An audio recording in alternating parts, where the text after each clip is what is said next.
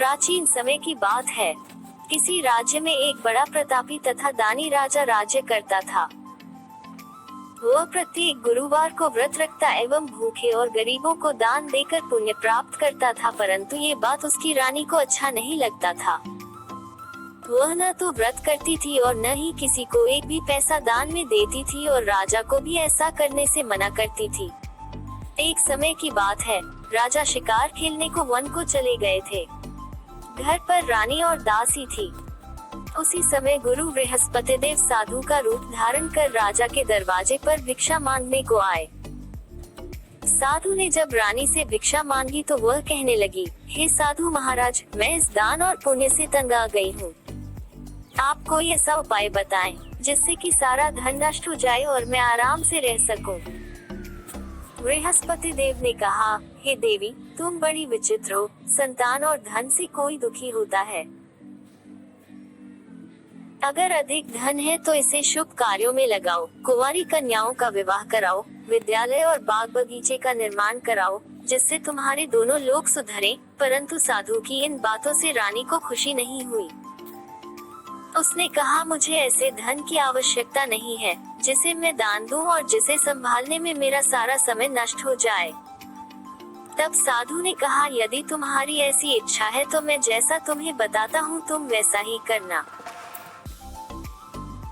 बृहस्पतिवार के दिन तुम घर को गोबर से लीपना, अपने केशों को पीली मिट्टी से धोना, केशों को धोते समय स्नान करना, राजा से हजामत बनाने को कहना, भोजन में मांस मदिरा खाना, कपड़ा धोबी के यहाँ धुलने डालना। इस प्रकार 7 बृहस्पतिवार करने से तुम्हारा समस्त धन नष्ट हो जाएगा। इतना कहकर साधु रूपी बृहस्पतिदेव अंतर ध्यान हो गए। साधु के कहे अनुसार करते हुए रानी को केवल 3 बृहस्पतिवार ही बीते थे कि उसकी समस्त धन संपत्ति नष्ट हो गई। भोजन के लिए राजा का परिवार तरसने लगा। तब एक दिन राजा रानी से बोला, हे रानी, तुम यहीं रहो, मैं दूसरे देश को जाता हूँ, क्योंकि यहाँ पर सभी लोग मुझे जानते हैं, इसलिए मैं कोई छोटा कार्य नहीं कर सकता। ऐसा कहकर राजा परदेश चला गया। वहाँ वह जंगल से लकड़ी काट कर लाता और शहर में बेचता। इस तरह वह अपना जीवन व्यतीत करने लगा। इधर राजा के परदेश जाते ही रानी और दासी दुखी रहने लगी। एक बार जब रानी और दासी को 7 दिन तक बिना भोजन के रहना पड़ा, तो रानी ने अपनी दासी से कहा, हे दासी, पास ही के नगर में मेरी बहन रहती है। वह बड़ी धनवान है, तू उसके पास जा और कुछ ले आ ताकि थोड़ा बहुत गुजर बसर हो जाए। दासी रानी के बहन के पास गई। उस दिन बृहस्पतिवार था और रानी की बहन उस समय बृहस्पतिवार व्रत की कथा सुन रही थी। दासी ने रानी की बहन को अपनी रानी का संदेश दिया, लेकिन रानी की बड़ी बहन ने कोई उत्तर नहीं दिया। जब दासी को रानी की बहन से कोई उत्तर नहीं मिला तो वह बहुत दुखी हुई और उसे क्रोध भी आया। दासी ने वापस आकर रानी को सारी बात बता दी। सुनकर रानी ने अपने भाग्य को कोसा। उधर रानी की बहन ने सोचा कि मेरी बहन की दासी आई थी, परंतु मैं उससे नहीं बोली, इससे वह बहुत दुखी हुई होगी। कथा सुनकर और पूजन समाप्त कर वह अपनी बहन के घर आई और कहने लगी, हे बहन, मैं बृहस्पतिवार का व्रत कर रही थी। तुम्हारी दासी मेरे घर आई थी, परंतु जब तक कथा होती है तब तक न तो उठते हैं और न ही बोलते हैं, इसलिए मैं नहीं बोली। कहो दासी क्यों गई थी? रानी बोली, बहन, तुमसे क्या छिपाऊं, हमारे घर में खाने तक को अनाज नहीं था। ऐसा कहते कहते रानी की आंखें भर आई। उसने दासी समेत पिछले 7 दिनों से भूखे रहने तक की बात अपनी बहन को विस्तार पूर्वक सुना दी। रानी की बहन बोली, देखो बहन, भगवान बृहस्पतिदेव सबकी मनोकामना को पूर्ण करते हैं। देखो, शायद तुम्हारे घर में अनाज रखा हो।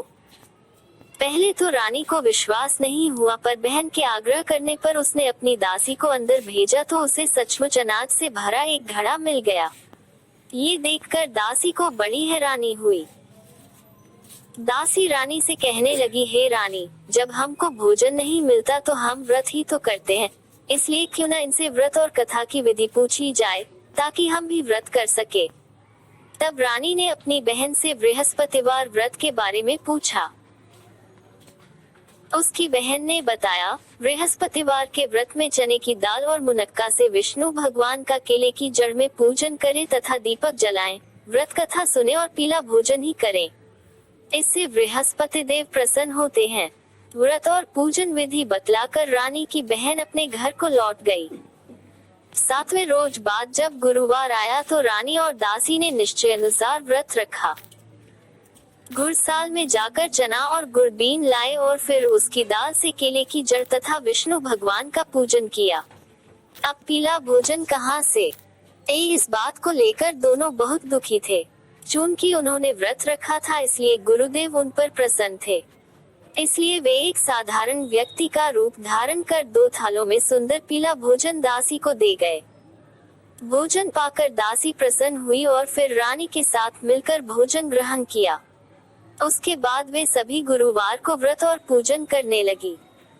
बृहस्पति भगवान की कृपा से उनके पास फिर से धन संपत्ति हो गया, परंतु रानी फिर से पहले की तरह आलस्य करने लगी। तब दासी बोली, देखो रानी, तुम पहले भी इस प्रकार आलस्य करती थी। तुम्हें धन रखने में कष्ट होता था, इस कारण सभी धन नष्ट हो गया और अब जब भगवान गुरुदेव की कृपा से धन मिला है तो तुम्हें फिर से आलस्य होता है। बड़ी मुसीबतों के बाद हमने ये धन पाया है, इसलिए हमें दान पुण्य करना चाहिए, भूखे मनुष्यों को भोजन कराना चाहिए और धन को शुभ कार्यों में खर्च करना चाहिए, जिससे तुम्हारे कुल का यश बढ़ेगा, स्वर्ग की प्राप्ति हो और पितर प्रसन्न हो।